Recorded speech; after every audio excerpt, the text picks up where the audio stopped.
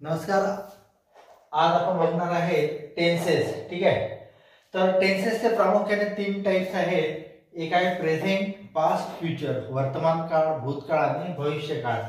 आता हे 3 टाइपच्या व्यतिरिक्त आणखी याचे सब डिव्हिजन केले जाते 4 सब पार्ट्स मध्ये, ज्यात पहिला आहे सिंपल, नंतर कंटिन्युअस, नंतर परफेक्ट आणि परफेक्ट कंटिन्युअस. ठीक आहे. आता पहिला बघूया सिंपल प्रेझेंट टेन्स, म्हणजे साधा वर्तमान काळ. याचं नाव सेल्फ इंडिकेटिंग आहे की हा साधा आहे. यात कोणत्याही प्रकारचे टू बी चे रूप्स नाही आहे किंवा आयएनजी वगैरे असं काहीच नाही आहे. साधा आहे. एक सब्जेक्ट, वर्ब आणि ऑब्जेक्ट अशी याची रचना आहे. राम प्ले क्रिकेट, यामध्ये राम हा सब्जेक्ट आहे, प्ले वर्ब आहे आणि ऑब्जेक्ट आहे क्रिकेट. ठीक आहे. आता ह्यामध्ये एक सिंपल एक क्रिया दाखवलेली आहे की राम हा खेळत आहे क्रिकेट. ह्याला कोणत्याही प्रकारचे कोणते वर्ब्स, जे ऑक्झिलरी वर्ब्स म्हणतो किंवा आयएनजी म्हणतो, हे नाही आहे. ठीक आहे. नेक्स्ट आहे past tense, simple past tense. इथं होता subject plus verb plus object. इथं आहे subject plus V2 plus object. Ram played cricket. आता इथं बघा एस ॲज इट इज आहे, V1 चा V2 झालेला आहे, बाकी ऑब्जेक्ट ॲज इट इज आहे. मग यामध्ये चेंजेस काय, तर पहिल्या वाक्यात V1 होतं सिंपल प्रेझेंट मध्ये, इथं V2 काय, तर क्रियापदाचे भूतकाळी रूप. इथं एक सिंपल चेंजेस झालेला आहे, म्हणजे फक्त जो वर्ब आहे त्याचा सेकंड फॉर्म यूज केलेला आहे, बाकी नाही. तिसरा टेन्स आहे सिंपल फ्युचर टेन्स, साधा भूतकाळ.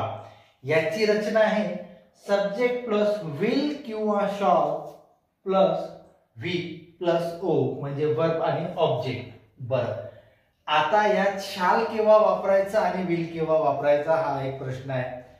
आय आणि विलच्या समोर आपण शॉल वापरतो, बाकी यू, ही, शी, इट, दे या सर्वांसमोर आपण विल वापरतो.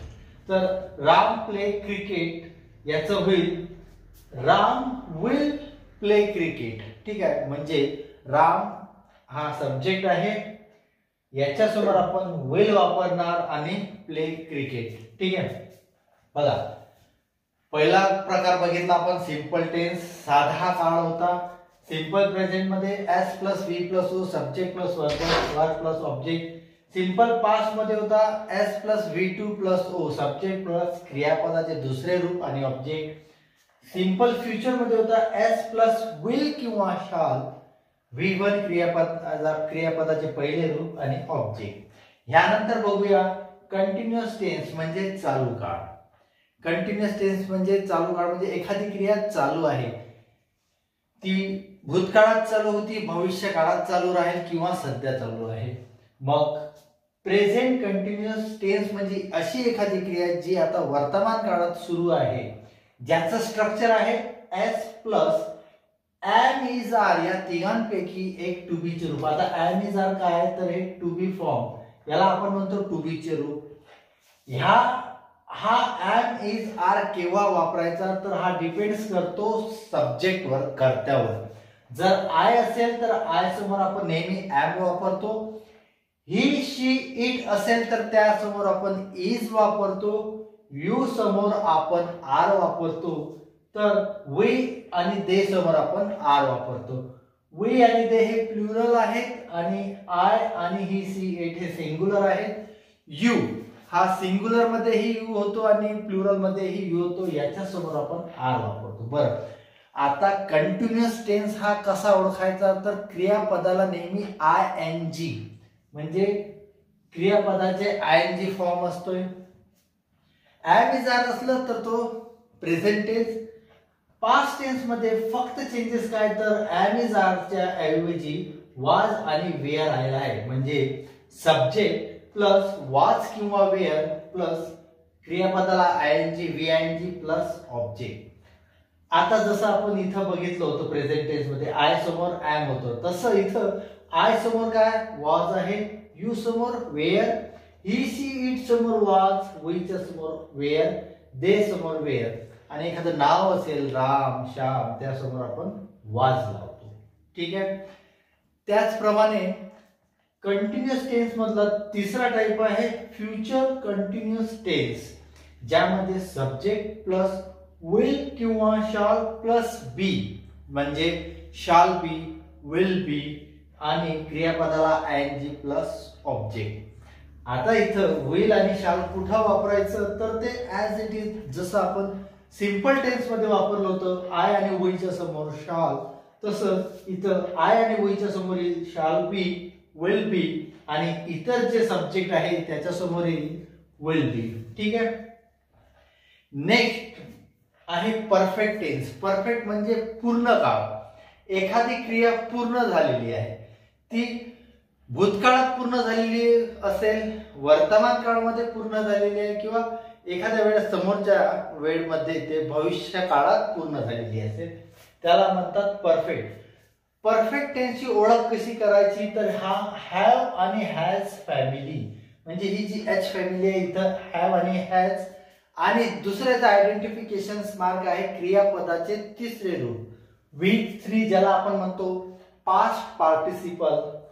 आता याची रचना कशी आहे, आता प्रेझेंट परफेक्ट टेन्स यामध्ये एस प्लस हॅव किंवा हॅज प्लस V3 म्हणजे क्रियापदाचे तिसरे रूप, ज्याला आपण म्हणतो past participle form plus O object. बघा आता ह्यामध्ये सेम आयच्या समोर हॅव, विलच्या समोर हॅव आणि यूच्या समोर हॅव, ही सी इटच्या समोर हॅज, तर नामासमोर हॅज वापरतो. ठीक आहे. रचनेमध्ये काय, तर S plus have has V3 आणि ओ. यात नवीन मी पुन्हा एकदा सांगतो की परफेक्ट टेन्सचे ओळखायचे दोन मार्ग आहेत. पहिला एच फॅमिली हॅव किंवा हॅज आणि दुसरं म्हणजे क्रियापदाचे तिसरे रूप. आता बघूया पास्ट परफेक्ट टेन्स. एखादी क्रिया भूतकाळात पूर्ण झालेली असेल तर त्याला म्हणतात past perfect tense. Subject plus had. आता जसं इथं हॅव किंवा हॅज हे सब्जेक्ट नुसार वापरायचं होतं, इथं हॅड कंपल्सरी आहे. तो आय असो, you, he, she, it, we, they, त्यासमोर आपण हॅड हे कंपल्सरी वापरतो. म्हणजे तुलनेने हा जो पास्ट परफेक्ट टेन्स आहे हा सोपा आहे. याचा जो स्ट्रक्चर आहे subject plus had plus V3 plus O, क्रियापदाचे तिसरे रूप. बरं, जसं V1 म्हटलं मी write, I write a letter, याचा V2 काय येणार आहे, रोट, आणि V3 आहे return, WRITTEN, return. V1, V2 आणि V3. तर आपण परफेक्ट टेन्स मध्ये नेहमी V3 म्हणजे पास्ट पार्टिसिपल फॉर्म घेत असतो. यानंतर नेक्स्ट आहे फ्युचर परफेक्ट टेन्स, ज्याची रचना आहे एस प्लस विल किंवा शॉल प्लस हॅव. इथेही बघा हॅव किंवा हॅज असं कन्फ्युजन नसताना सरळ हॅव हा कंपल्सरी आहे.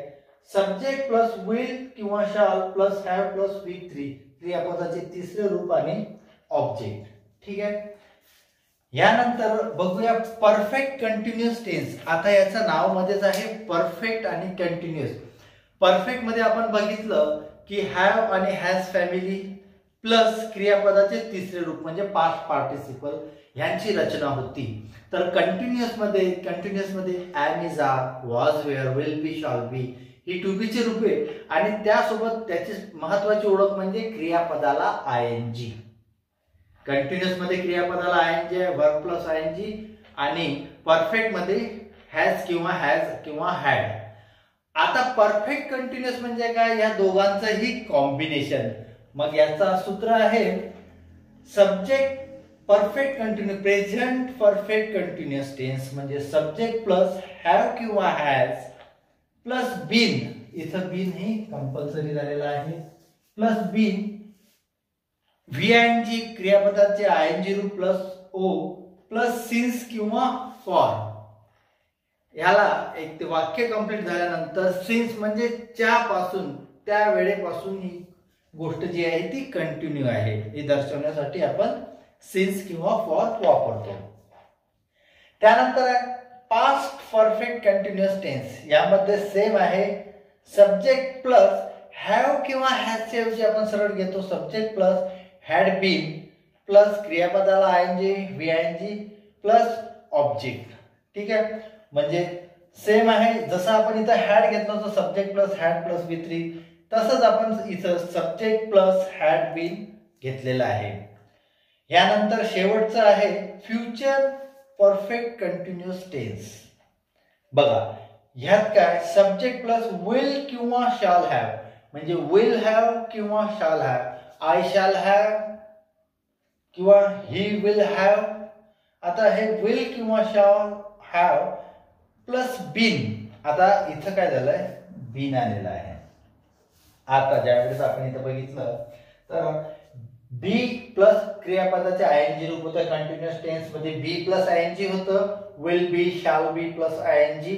आणि इथं काय तर सब्जेक्ट प्लस विल किंवा शाल प्लस हॅव बीन प्लस क्रियापदाचे ING रूप आणि ऑब्जेक्ट आणि शेवटी सिन्स किंवा फॉर.